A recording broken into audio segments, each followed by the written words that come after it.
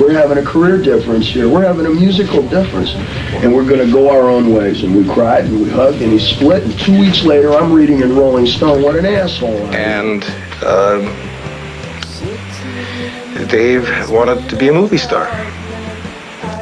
About the only thing that I can say that really ticked me off about the whole situation was that it was not told to us straight across the board.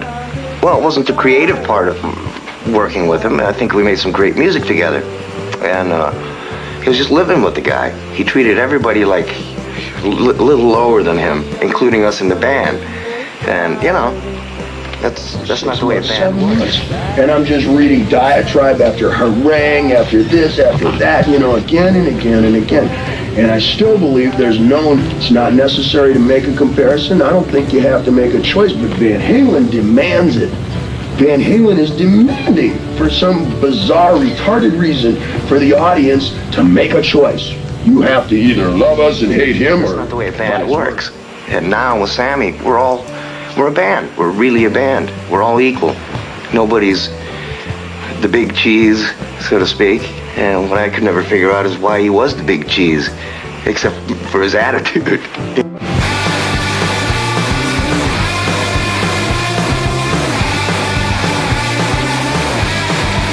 Today we're diving into one of the most iconic rock and roll breakups of all time. Why did David Lee Roth leave Van Halen? I mean, this was the band that defined the 80s with hits like Jump and Panama. But behind the scenes, things were anything but smooth. So grab your popcorn because this story is full of drama, egos, and a whole lot of rock and roll. Let's set the stage. It's 1985 and Van Halen is at the top of the world. Their album 1984 is a massive hit and Jump is everywhere. On the radio, on MTV, you name it. But behind the scenes, tensions between David Lee Roth and Eddie Van Halen were reaching a boiling point. So what went wrong? Okay, let's rewind a bit.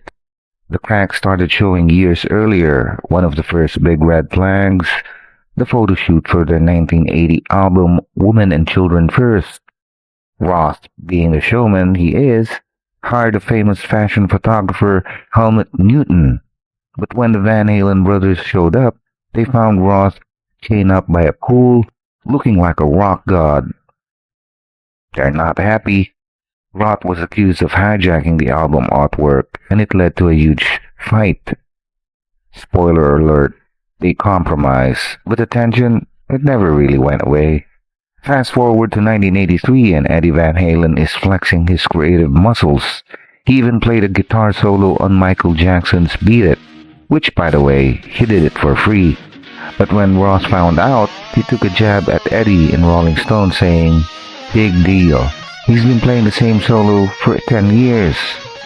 Ouch, not exactly the kind of thing that keeps a band together, right? Then came Jump. This song was a massive hit, but it also highlighted the growing divide between Roth and the band. Roth wanted the music video to be all about him, driving hot rods, hanging out with midgets, you know, classic Dave stuff. But Eddie and the band wanted a straight-up performance video. The producer sided with Eddie, and guess what? He got fired. Yeah, it was that intense.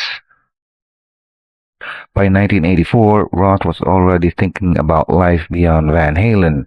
He dropped a solo EP, Crazy from the Heat, with covers like California Girls and Just a Gigolo. It was a hit, but it also made things even messier. Roth wanted to turn it into a movie and even asked Eddie to score it. Eddie, not interested.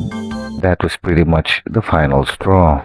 In August 1985, Eddie confirmed the split, telling Rolling Stone, "Dave left to be a movie star." But he also added, 12 years of my life putting up with this bullshit. Yikes. Meanwhile, Roth fired back saying, "We cried, we hugged, and we split." But 2 weeks later, he's reading in Rolling Stone about how Eddie called him an asshole. Classic rock drama.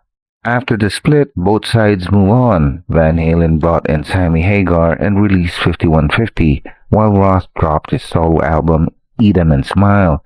And while they did reunite briefly over the years, the tension never fully went away. But hey, that's rock and roll, right? So what do you think? Was it creative differences, egos, or just the natural end of an era? Let me know in the comment section, and don't forget to like, subscribe, and hit the bell for more rock and roll stories. Until next time, keep rocking.